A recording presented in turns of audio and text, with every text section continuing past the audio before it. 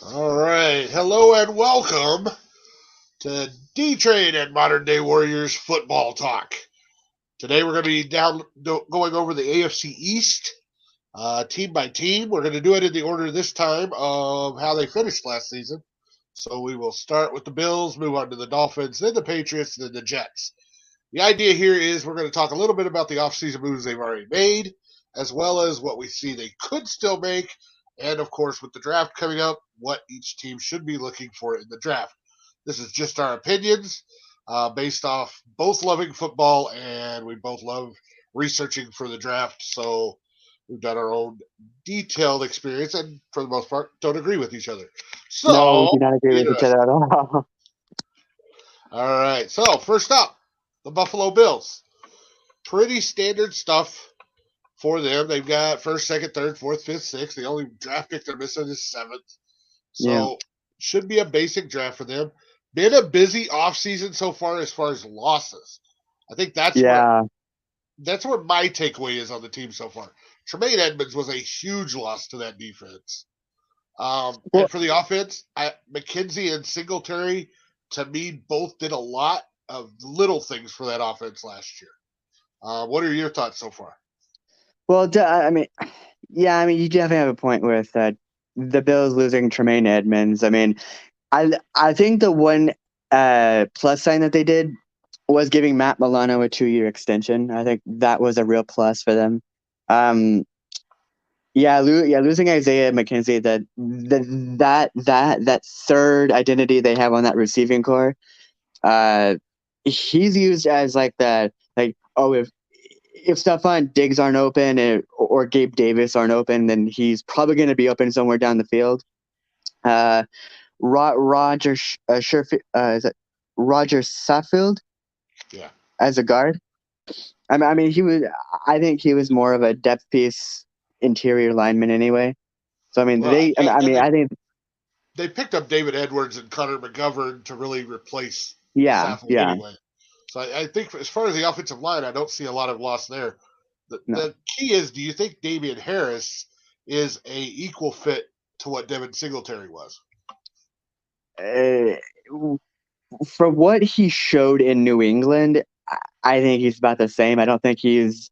I think that's that sideways step. It's not an upgrade from Devin Singletary. I mean, Damian Harris, you're looking for if he can.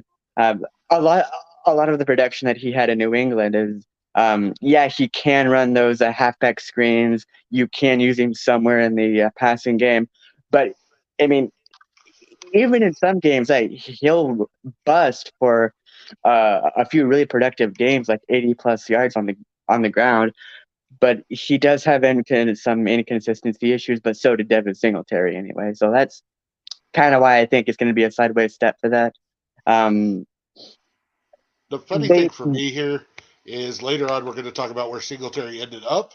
right. And I like that fit. So that's kind of funny. I don't think Singletary's an every down back. And I Yeah. still think they need help in that backfield. I don't know who that is. I don't know if Well, that's through the draft or if that's going to get a veteran or, maybe somebody that's already on the team just stepping up. right, Um, right. what do Well, you think of their needs list over there? I think it's. I mean, pretty. I mean, I see the need this, and I see still a lot of holes that need to be filled. Um, they did all right with some of their key additions, but yeah, they're still going to have some holes to fill. I mean, obviously, like the job is never done with offensive linemen. You can always use depth there. Um, Running back, they did solid there, adding Damian Harris, but yeah, losing Devin Singletary. Yeah, I mean, I think you can easily replace that, but yeah, it's So, still a okay. need. The thing that you're going to do for us on each team is you're going to give us who you think that first pick could be, should be, will be. We're going to call it the modern day Warrior bullseye. So we see the Bills' first pick in the draft is number 27 in the first round. After And talking again, about all that, yeah, who do you like? I I think they, and again, shot in the dark here, but I'm gonna go former Oregon Duck Noah Sewell, linebacker. Okay. Not Again, complete against it. shot in dark. I'm not against it. I think they got bigger needs than linebacker, but maybe that's a shot to replace Yeah. Edmonds. I could see that. Uh, let's face it, the Bills are really just looking to add depth and find players that can pitch in here and there. So, I mean, Right. they could pick up a running back, a wide receiver in some of the later rounds and probably get that. The Yeah. interior offensive line, we said they've kind of already addressed that with McGovern and Edwards. So maybe it's not a huge need to get more depth there. But across the offensive line, they could pick up a piece, maybe fourth, fifth round. hmm Uh, I don't see the tight end as a need. I don't know why it's on the needs list. I was going to argue with Well, one that would probably be it. I mean, I And kind of get it. They safety, don't. They don't really have a tight end. They lost Gasecki and they lost somehow they yeah. Oh wait, they no, didn't no, have not Gasecki. not Mike Gesicki. I'm thinking of the Dolphins. Sorry. Yeah. Um, so yeah, I liked their tight end. I can't think of his name off the top of my head right now.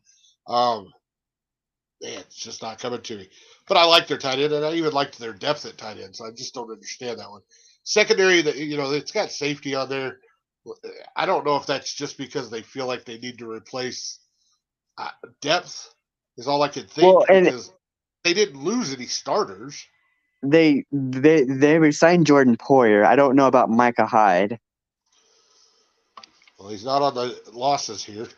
Okay, Of so course, maybe I'm, they I'm kept him. looking. I'm looking at the key additions and key departures, and Case Keenum is on both, so that's a little confusing. Uh, Need to fix Okay. that slide.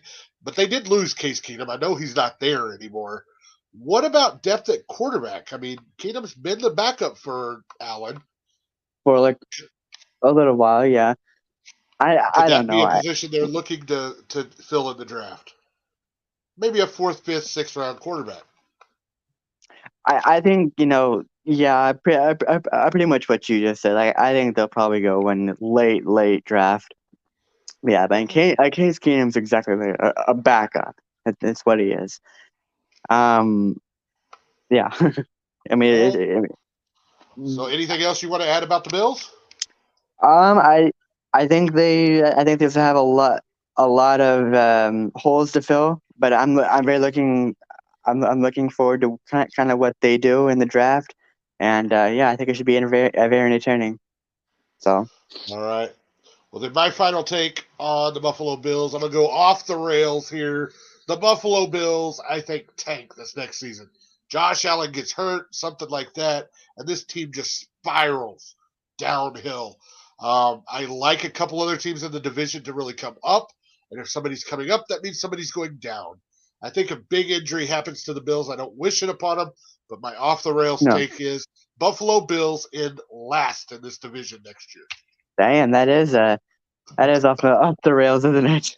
I'm going off the rails with that one. All right, we're going to move on to the Dolphins now. All So right. The Dolphins of the Tyreek Hill trade means they don't have a first round pick, but they've still got all the others except for a fourth and a fifth. It looks like Right. they got 2/3, so they've got some interesting positions there. Key additions, key departures. Obviously, the headline here, I think, has to be Jalen Ramsey. Yeah. They added a huge quarterback.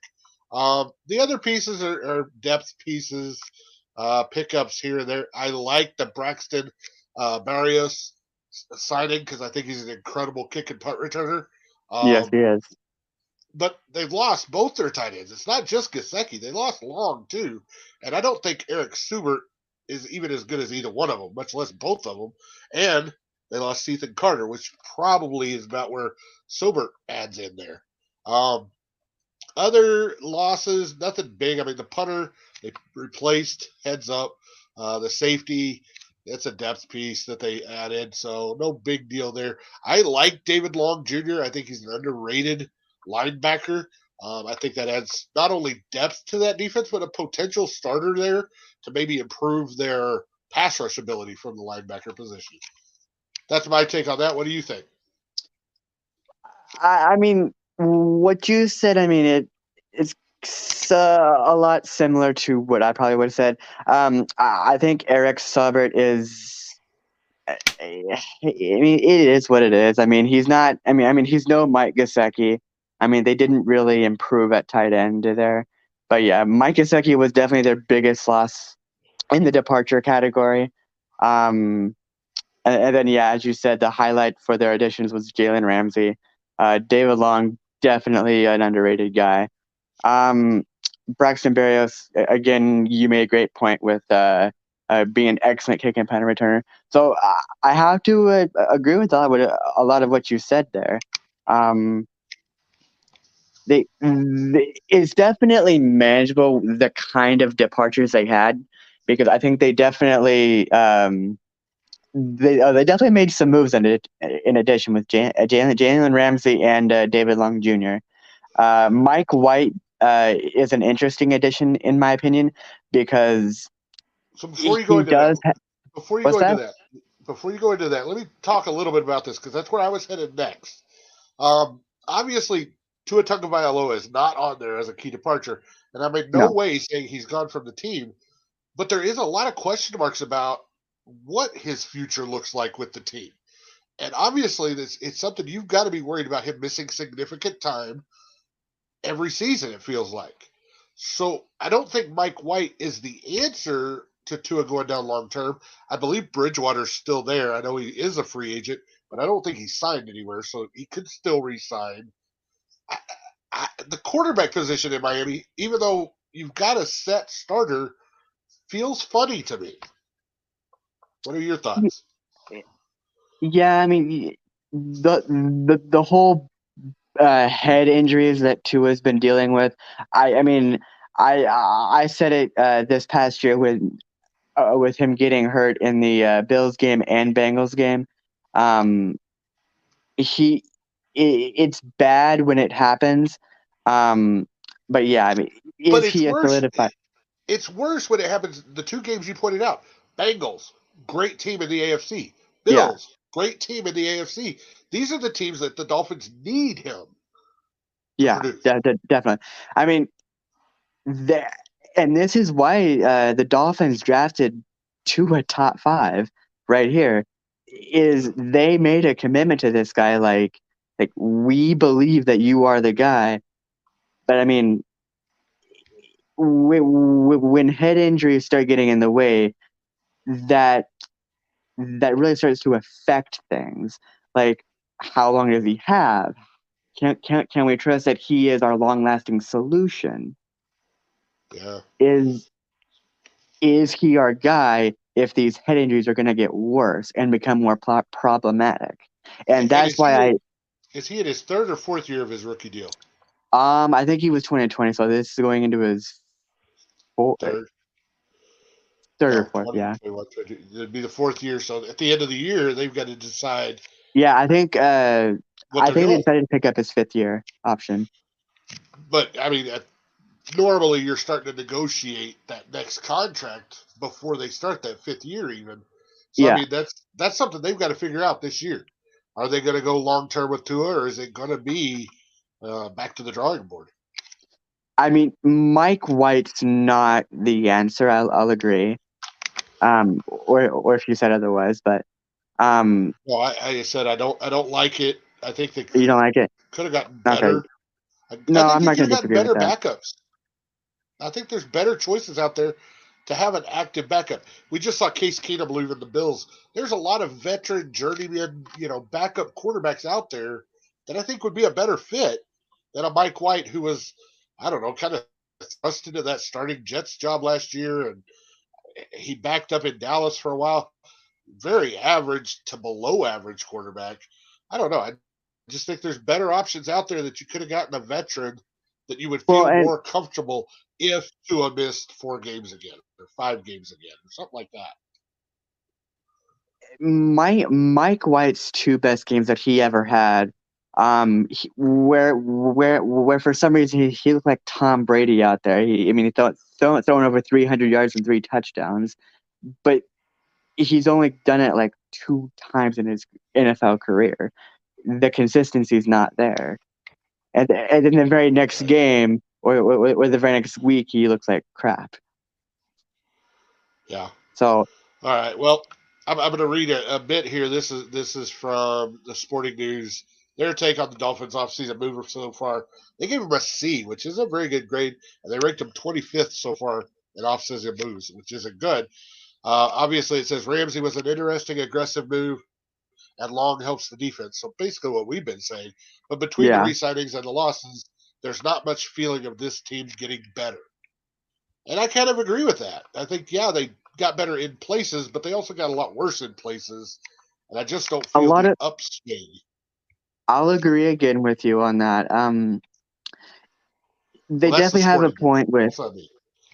Yeah, they definitely have points with sideways stepping, and I mean, and we'll eventually get to it in other shows, but a lot of the Miami Dolphins are not the only team that have made sideways moves, as you Well, said moments I ago. feel like when you and I talk, we often feel like we're not getting teams that are getting better or teams that are getting significantly worse. Right. They're just rotating their pieces to where Yeah, yeah.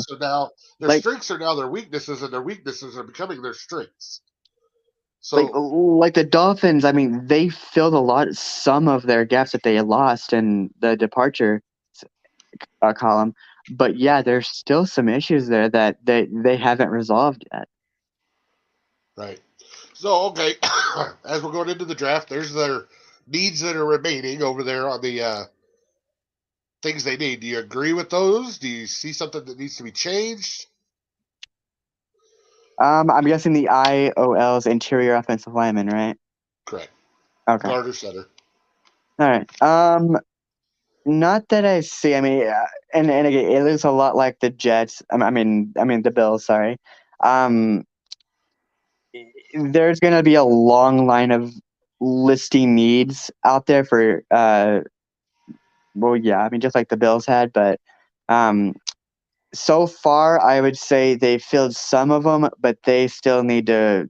They still have a lot of issues that they have to um, address, and making these sideline moves not going to really help because either you need underlining talent to really move up and develop even harder, like a Greg Rozier, who's coming off of a okay year, but he needs to make a big step up. Uh, so you have a lot of underlining talent that need to step up, but other than that, their additions, it's just kind of moving sideways to what they lost. Well, the list there that I see, tight end jumps off the page at me. Obviously, they need help at tight end. And you and I've talked off camera, obviously, about this tight end class. We're not crazy about any of them being first rounders, but we do see the quality and the depth at the tight end position. Yeah, So with the Dolphins not having a first round pick and having 2/3, maybe they get a tight end in that second, third area. They can come in and produce right away as a rookie. For me, the most polished college tight end to do that would be the Michael Mayer kid from Notre Dame. Um, yeah. that could be a plug and play for them. I don't know that he's still going to be there at 51 in the second because if there is one that's going to slip into the first round, I think it's him. Dalton Kincaid, I've also heard into the first round, first to the second. Maybe that's a name they're looking at. But the running back position, I find that interesting because I do actually like this running back class. I think there's some really good ones here that are going to go second, third day, or second, third round on that second day. So, that being said, it's time for the modern day warrior bullseye pick. A little bit tougher here. It's not even a first rounder. You got to dive into that second round and protect somebody that might be there that they could pick up at number 51. All right, and Who do you I like? do have a name for the modern day warrior bullseye pick for the 51st pick. I have the Miami Dolphins taking offensive lineman Broderick Jones out of Georgia. All right, Broderick Jones out of Georgia. I don't know about that. I think he's probably a first round talent. My personal opinion, there's going to be a run on tackles at some point. I think he slides into the bottom of the first round. Yeah, I mean, But I like it. yeah, It's definitely a good piece. Obviously, if he was there at number 51, I think they'd be crazy to pass him up. yeah, I think they Um, would too. and, we're talking about that Tua injury situation. What better way to keep him on the field than give him somebody better to protect him? Yeah, Build up that offensive line. So I like it. I like it. Um, Anything else you want to discuss draft related we didn't cover, or anything in general about the Dolphins you want to talk I think we've summed up the Dolphins. I mean, for what they've done already, I mean, it's going to be an interesting offseason for them, or at least May, June, and July. But we'll see kind of what they do in the draft and see if my bullseye was correct. about? All right. Well, then I'm going to sum up the Dolphins and go off the rails here, out of left field prediction here for the Miami Dolphins. I think my off the rails prediction for the Miami Dolphins is this is a season they have another 50-50 middle of the road season. Probably 3 or 4 different quarterbacks start for this team because I think Tua's injury issues are legitimate. And that's what's going to cause the problem of this team being mediocre. I think they decide not to move forward with Tua Tagovailoa, and they end up next year drafting a quarterback in the first round. I could definitely see that. Yeah. I mean, I don't. Tua may still be on the team because he'll be in that 5th-year option, Yeah. but I think they go get somebody else to start taking over. Just my Yeah, thoughts. definitely. Yeah, definitely. Middle of the road, they missed the playoffs by a couple of games. 7-10, maybe 8-9, but middle of the road team, just nothing to get excited about. All right, all right. All right. So that brings up the Patriots. And good God, look at all them draft picks. And you know how Yeah. much Belichick loves to move around with all these draft picks. So what, he got 1, 2, 3, 4, 5, 6, 7, 8, 9, 10, 11 picks right now. I say by the time the draft is over, they will have had their hands on at least, I don't know, 27 different picks that they've shuffled around and moved all over the place because Belichick gets bored and, the dog can do most of the drafting for him. We've seen that. Yeah. Um, so he's just going to shuffle picks around and we're not going to have any rhyme or reason about where he's going. Yeah, that's definitely a nice. Yes, the dog at the draft. Yeah, the dog will make the picks. I mean, Belichick doesn't see the draft as important, but he loves draft picks and moving them all over the place. Oh yes, oh yes. Let's have as many as we can.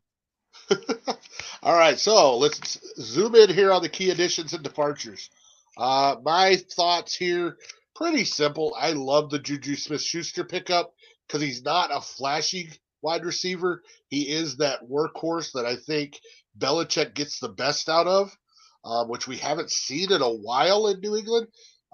So I'm kind of anxious to see what he can do with him. Love the Gesicki pickup because Gesicki is perfect for the way New England likes to run their tight ends. And I've been a big Gesicki fan all along anyway. And the James Robinson deal, I actually am a big fan of James Robinson from when he was at Jacksonville. I think the Jets just didn't use him properly. So I'm anxious to see him get a real chance for Belichick to use him, and see what happens there. Devin McCourty, not a big loss to me. Jonnu Smith didn't quite fit the New England offense, so no big deal there. Damian Harris he was a third down back, occasional scat back. That can be replaced with any number of people, so I don't think that's a big loss. Jacoby Myers, I liked. I liked where he went to. I think that's going to work out well for him. But I do think Juju Smith-Schuster's an upgrade from Jacoby Myers. So I like that as an upgrade there. What are your thoughts on the additions and departures? Oh yeah, I'm glad you asked. I agree with the Juju Smith-Schuster. I think he's immediately going to come in and take at this point starting role because I mean their receiving core is somewhat depleted. Um, I I do like big Mike Gesicki a lot. I like how Bill Belichick utilizes tight ends, even though Jonnu Smith didn't really work out. Um, I think Mike Gesicki is a really an under an an underlining home run there, and it may not look like it, but I think there's something there. Okay. Yeah, that tackle Riley Reef, right? Yep. I think he's a solid depth piece on your offensive line. Build bulk up there, and yeah, a lot of same thing I'm going to say. Regarding what James Robinson said is, yeah, he he really got that starting spark when Leonard Fournette was traded from the Jaguars. You saw a lot of the talent that James Robinson had. Yeah, and then he goes to Jets and disappears. So I like what Bill Belichick can utilize out of running backs, e- especially knowing what Robinson can do. And then yeah, Calvin Anderson, more of a Riley Reef kind of depth piece guy, bulk up more of that offensive line, and then Chris Board. I'm not as familiar with Chris Board, but I imagine that's just a rotationary guy for their defense or linebacking core, and then Corliss Waitman, punter, and all that good Yeah, stuff. we swapped out punters. That's no big deal there. Yeah, I'm going to actually add a little bit. The Calvin Anderson pickup, I actually like a lot. I think this is the type of offensive tackle that we see, like a Matt Light, that New England seems to get more out of than anybody else can. I feel like Calvin Anderson could be that type of player. I liked him a lot in college coming out. Um, thought he was underutilized and not, I don't know, not underutilized. He was not educated. He was not brought up properly. He was not structured properly to learn his craft for the NFL game. He came in and just tried to bull everybody. I think what we'll see from Belichick is he's going to teach him technique. And that's where I think Calvin Anderson could excel and become a better player than we've seen so far. So I like that one a lot. I agree with you. Riley Reef is just a depth piece. But he'll be important in the rotation. And if somebody gets hurt, he's a solid step in. right. No doubt. Uh, He's a good worker. Some of these key departures that New England had. I agree. I don't think Jacoby Myers was a loss or much of a loss anyway.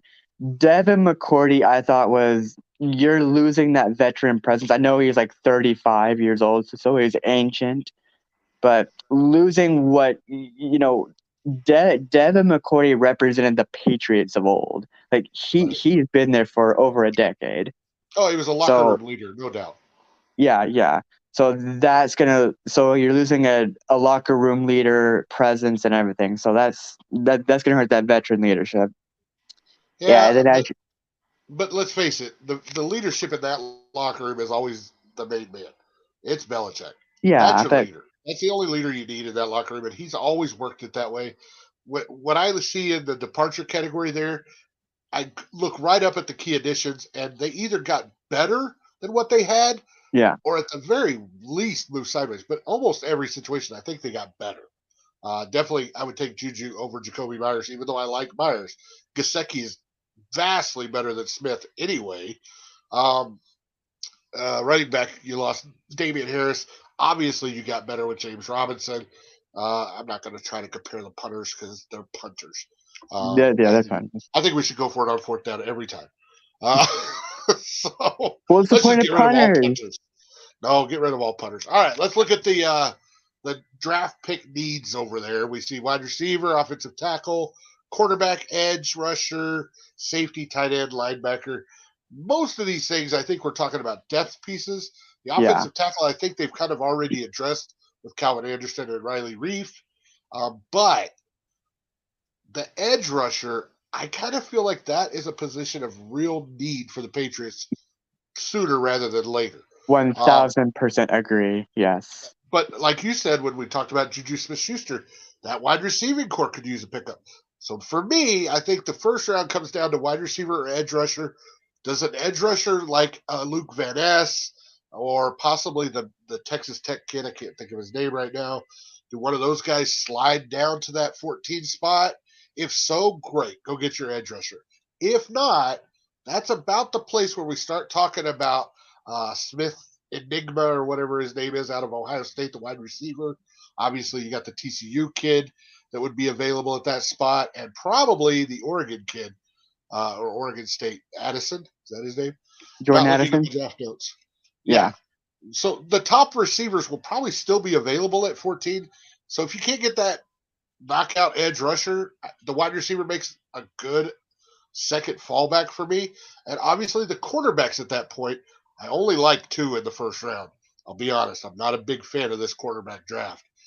I don't think either one of them are still on the board at 14, so I don't think they could get a quarter here. What are your thoughts about the needs?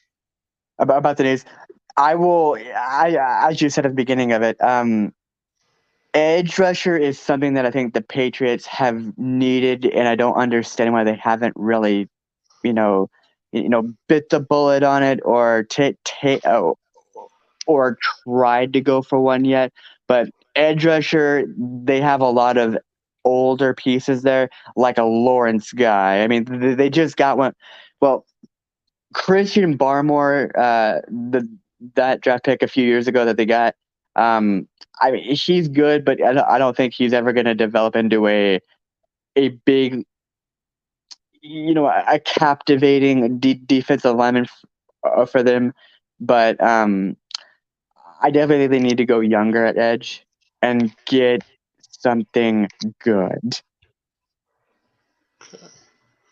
I was looking for the grade from the Sporting News on their offseason maneuvers, and I can't find them. So And let's also safety a little go. bit. Do what? And also safety because I think you're gonna have. Crap. What's his name? Uh, yeah. Since they lost Devin McCourty, I think they have another safety. Yeah, I can't remember his name. Uh, I'll think of it eventually. Well, it's funny you say safety because I would also say it around pick 14 is where teams start talking about Brian Branch, but I won't get into that yet. So let's see. The Sporting News said on their additions and departures, they gave him an A minus. They ranked him ninth overall so far in the offseason. The Patriots went to work on their new look offense and got key upgrades with Smith Schuster and Gasecki, which is exactly what we said. Keeping Jones and Peppers is key, with McCourty finally hanging it up.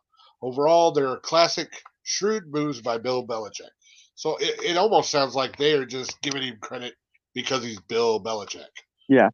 Oh, I remember this. Kyle Duggar is the other safety. So that's Yeah, there you go. you should have him. All right, well then, I think we're to that time. It's time for the modern day Warrior Oh bullseye yes. pick for the New England Patriots. Number Oh 14. yes. What do you got him taking?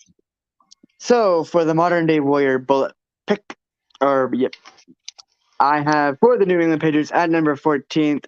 I have them taking Joey Porter Jr., defensive back. They will not You know, address edge. not address edge. Is it because you don't think Van Ness will still be there, or you don't like Van Ness with Bill Belichick? I um, I don't think. Are we talking about Kyle Van Ness? Yeah, no, Uh, Lucas. Lucas Van Ness? I don't know. Maybe not. What And I about a think that's Nolan why. Smith?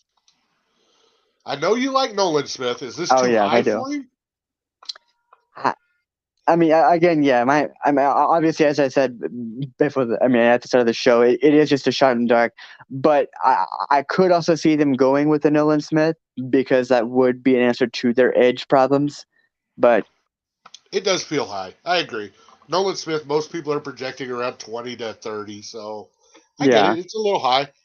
All right. I like it. I like it. I like your bullseye pick. Anything you want to add about the Patriots before we sign off on them? no, I mean, this seems like a pretty classy move by Belichick. I don't see anything, like stunning. Like there's not like a stunning addition that they got. It's pretty balanced. A few upgrades, but it's a pretty decent moves for them, I would say. So it should be a pretty interesting draft with the 20 million different draft picks they have. Right. Okay. Well, then it's time for me to go off the rails Oh on the New boy, England Patriots. here we go. So we're going to go off the rails. New England Patriots have yet another season where they don't make the playoffs. And for the first time, people start questioning if they've got the right head coach anymore. Mac Oh, Jones is in the hot seat, and so is Belichick. Both of them are going to go into 2024 fighting for their jobs.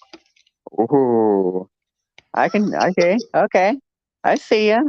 I'm going off the rails. I'm going a little crazy with all of these, I but know. that's I that's know. my thought with the Patriots. All right, let's move on to the New York Jets. New York Jets. Boy, it has been noisy in New York. I don't know where I want to start here. Let's start with the draft picks, I guess. Obviously, right now, as we stand here today, they've still got the first, second, third, fourth, fifth, and sixth. Obviously, and you see it in the key additions there, Yeah. Aaron Rodgers is the number one, and some draft pick has to be traded for him. We know that there's going to be draft picks swapped. Most at this time say it's going to be that second round pick with a future second rounder, and then we're talking about compensation on what's coming back. So for this discussion, we're going to talk like Aaron Rodgers is a part of the New York Jets, and Okay. they still have their first round pick. Because at this point, I haven't heard that it's going to cost that first round pick for Aaron Rodgers. Seems like it's going to be a second or lower. All right. All So right. for this discussion, we're going into the key additions. Obviously, Aaron Rodgers is huge, possibly the best tooled quarterback to ever play the game. I don't know that he's the best leader, and I won't call him the GOAT, but he definitely has all the tools. He's a fantastic quarterback. You can't ask for a better one. We got back-to-back MVPs that he just got a year ago. So there's nothing you can say. That's a huge upgrade over anything almost any team has, but definitely over what the Jets have had. So then we talk about the rest of it. The rest of it, I'm not impressed with. I understand they went and got Alan Lazard because Aaron Rodgers wanted him to go get Alan Lazard. But Cole Hardman, to me, hasn't been significant for about 3 years. If he can get back to the form he had the first Super Bowl with Patrick Mahomes, great. He would be a great addition. But he hasn't been that player since that first Super Bowl. Obviously, he's coming off injury this last year, so who knows what you're getting with him. Interior lineman Wes Schweitzer, okay, it's a plug piece. I get it. Chuck Clark, not impressed. Punter, again, I would cut them all anyway. But the departures, they start adding up. I mean, I know you don't want them to, but they do. Dan Freedy, Nate Herbig, two pieces of that interior offensive line. You telling me that Rodgers is going to be comfortable that they're losing key offensive linemen? I don't see that. We talked about James Robinson. They didn't use him right, but he is a good running back. And then trading away Elijah Moore before you've really figured out what you're bringing in besides Lazard to replace him and maybe Hardman, I'm not a big fan of that loss. That was a good, young, up and coming receiver that they kind of gave away for a song, in my opinion. Um, Jeff Smith, not as big of a loss. Barrios, we talked about him down in Miami being a good addition to the kick and punt return game. So obviously, if it was good for the Dolphins, that means it's bad for the Jets. For me, the departures outweigh the additions that I see here at this time, even though I acknowledge Aaron Rodgers is a hell of an upgrade at quarterback. What are your thoughts? Um, I won't say too much differently. I think I think exactly what you just said. Aaron Rodgers is definitely the elephant in the room edition here. Let's be honest with ourselves, he is. Um, Alan Lazard, he's a receiver that is he's not a 1,000 yard go get him guy. He's not gonna get you a flashy 1,000 yard a receiving year. He's just not. The Chuck Clark edition, I think it's at least a solid safety. He's not anything special, but I think it's at least solid. This interior offensive lineman Wes Schweitzer. Schweitzer, I think he's okay. I don't think he's anything special, but yeah, and McCall Hardman, I think it depends on how he's used in New York. Um, he is a very speedy guy. So if they can use him to get the top off the defense, and if it's Aaron Rodgers throwing him the ball, I think you're going to see a lot of Hardman touchdowns. But yeah, definitely what you said. They lost a lot of interior offensive linemen in the key departures category here. Nate Herbig, I'm not as familiar with him, but it's never fun losing guards. And Elijah Moore, losing him, I think hurts a little bit because I think he's still a younger upcoming receiver. Mike White, not really much of a loss. Neither is Jeff Smith. Dan Freeney's a lot like Nate Herbig, interior offensive lineman. Braxton Berrios, I think, is a lot bigger of a loss than what some people might anticipate, simply because of how they used him this past year. As like a If McCole Hardman returns to his form 3 years ago, Hardman's better than Barrios. I'm not going to say he's not, but can he get back to that form? Can he get back to what he was 3 years ago? I don't know. Barrios hasn't shown me that he has the speed Hardman does. So I mean, if Hardman does, he's going to get elevated to a higher role on their offense. But yeah, I think Braxton Berrios is a bit of a larger, departure than say these a Mike White or a Nate Herbig or a Jeff Smith are. But uh, and finally, but not least, James Robinson wasn't utilized well with the Jets, so I Right. don't think that's much of a loss. It's funny though. We heard a lot about the Jets possibly going after Zeke Elliott, um, and there was somebody Yeah, else, another veteran. They didn't end up landing any of them, but obviously they're saying that they know they need to do something at running back. I personally think once Hall is back healthy, that is their running back. I like him a lot, and I still like Michael Carter as a number two guy. So I think they're fine in the backfield. Quit chasing these washed up has been running backs and just stick with what you got. yeah, I think Get I them like the fact healthy. that they didn't try to waste too much money and trying to acquire Ezekiel Elliott, who hasn't been in form for years. Well, I mean, let's be honest, he hasn't. So I like the fact that they didn't just go all out for him. They like what they have in Brees Hall and Michael Carter. So I think they should definitely stick with that. All right. So the other elephant in the room with additions, departures that I feel like we have to talk about with the Jets is all the OBJ rumors, because it seems like it's Jets, Ravens, pretty much nobody else. I think it's down to those two teams that are possibilities for OBJ.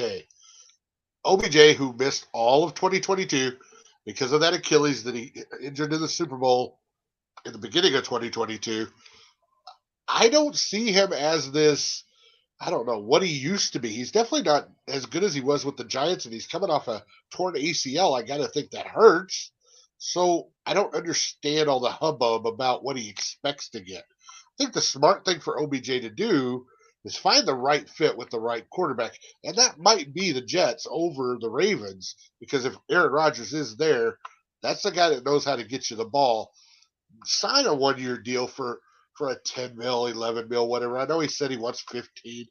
Take what the Jets will give you. Go put out a great year because you got the right quarterback getting you the ball, and then go kill the free agent market. Go get your money there. You've got to get back on the field and prove that you're still one of the top 10 receivers in the league, coming off that torn ACL. And I think he's going to have troubles doing that. Yeah, I mean, exactly what you said. I mean, there has to be this prove it mentality that I mean, because this isn't, well, I'm OBJ, you're gonna pay me because I'm this celebrity figure now. Um, there has to be that prove it. You have to prove to me why we need you on this team. And And Cleveland was junk. He looked horrible in Cleveland. He goes to the Rams and he wins the Super Bowl. But Cooper Cup was the go-to receiver on that team. Don't for 1 minute think OBJ was number one and Cup was number two. Cooper Cup was number one. He was getting the double teams. The defenses were being designed to stop Cooper Cup, and OBJ took advantage of that. And he did it well. Don't get me wrong, because he's an incredible number two receiver. But here you're talking about him going to the Jets and being the number one guy. Although I think Garrett Wilson is good. I think that young kid can outplay Alan Lazard, Nicole Hardman, and OBJ. Personally think that's their number one receiver, but that's a whole nother story. OBJ has got to get it out of his mindset that he's still a number one. I think he's better 1A or a 2 even, where the defense is planned around somebody else. yeah, exactly. I think I agree with almost. See, we do agree with each other. um, I'll say this about OBJ. He's definitely got to get it out of his mind that he is this top guy. Instead of saying it, you got to go out there and actually do it, and that's kind of what this league is all about. As I like to still believe it is, but yeah, there has to be that go out there and do it mentality. Gotcha. So All right, so now we're over to the team's needs. I like this list because offensive tackle, if you're bringing in Aaron Rodgers, is something you're going to have to address. Mekhi Becton can't stay on the field, hasn't proven he's a first round talent at all. You've got to solidify your tackles to block for somebody like Rodgers. He can maneuver in the pocket, he can buy him time, but he's not as athletic as he used to be. He can't just scramble away.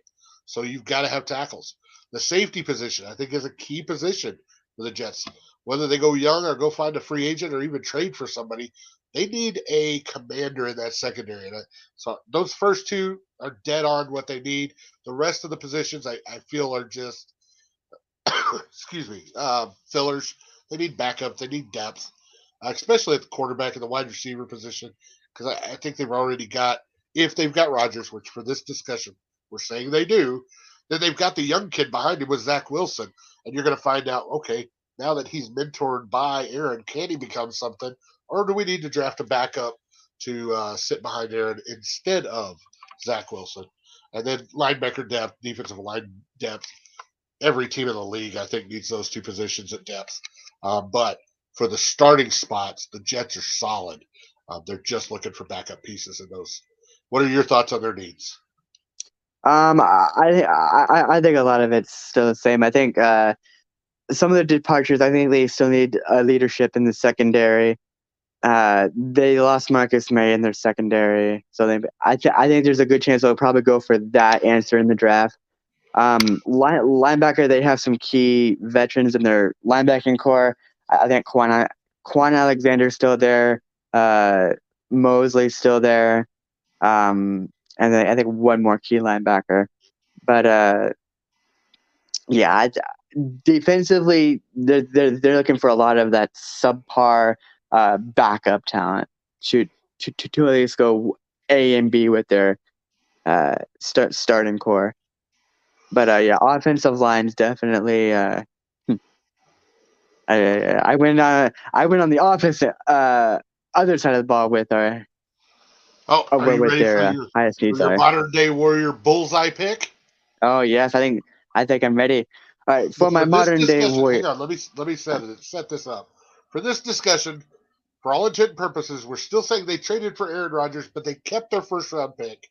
So the modern day warrior bullseye pick is for that number 13 spot. Who do you got?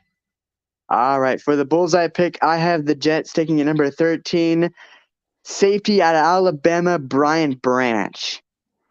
Which is kind of funny because I brought him up when we were talking about the 14th pick and the Patriots, because I see that as more a fit that might happen. I'm going to disagree with you. I like it. Lock it in. It's your bullseye pick. I think they go offensive line. I think whatever tackle slides to this position is who they end up picking up. Um, Skolberg or Skol. God, what is that guy's name? Skol something. Wish I had pulled up my draft notes for this. I didn't. But he's rated as about the second or third offensive tackle. That's who I really like for them here. Most of the time when I've done a mock, that's who I've taken for the Jets. Because I don't think Becton's the guy. And with the guard losses on this team, I could even see them moving Becton down to a guard and putting somebody else out there at left tackle. I can see that, yeah. I mean, I don't think Mekhi Becton's been as promising as like he was a top 5 pick, wasn't he? Yeah, top Yeah. top of the first round anyway. I wouldn't say he's been elite so far, but I mean, You can't keep him on the field. Part of the problem. yeah, I would definitely say that, yeah. All right. Anything else you want to add about the Jets? I think there's gonna be a lot. I mean, if this Aaron Rodgers trade so far it is still pending, does get confirmed and it does go through, I think there's gonna be a lot of high expectations on him this season. Like especially with how talented that defense is going to be, and with all of these uh, guys that now will, are going to come to Jersey Shore. and play for the Jets. There's going to be a lot of high expectation for them to produce this year and be a playoff contender. But I don't know. I think it's going to be very interesting what they do in the draft. All right, you ready for me to go off the rails? You're Yes, gonna I like am. this Let's one. do it. All right, for the New York Jets, D-Trade's going off the rails. I'm not only predicting the Jets to win the division, they're going all the way to the AFC Championship game, but in true Aaron Rodgers fashion, he's choking it away in the conference championship, losing yet again as the Cincinnati Bengals are going to the Super Bowl. So, New York Jets, I like a 12-5, 13-4 type record. I love Saleh's defense. I think it's only going to get better as Sauce Gardner's in year 2. He is going to shut down at corner like nobody else has in this league ever. That front seven is solid. They're going to get dangerously wicked this year. So Rodgers is going to come in. He's going to have a good defense. He's going to have just enough on offense, just like he has with the Packers for the last 3 years, to keep moving them forward. But when the pressure's on the line, Aaron Rodgers chokes. And they're out. AFC Championship, Conference All right. Championship game. Well, there you go, off the rails. That is my off the rails for the New York Jets. And this has been our summary of the AFC East. So I hope you've enjoyed it. Hope you like what we brought to the table. We're going to do each and every division like this. And hopefully we have time to do a mock draft before the draft gets here at the end of April, as well as possibly an interactive mock draft where we let you, the call-in fans, whatever, chime in and y'all take some of the teams and we just make fun of y'all for who you take. All right. Yes, that's definitely what we're Modern Day going to do. Warrior, I've enjoyed it. This is the beginning of what I think will be a lot of fun going through these. I am D-Trade, and we are out of here. Howdy.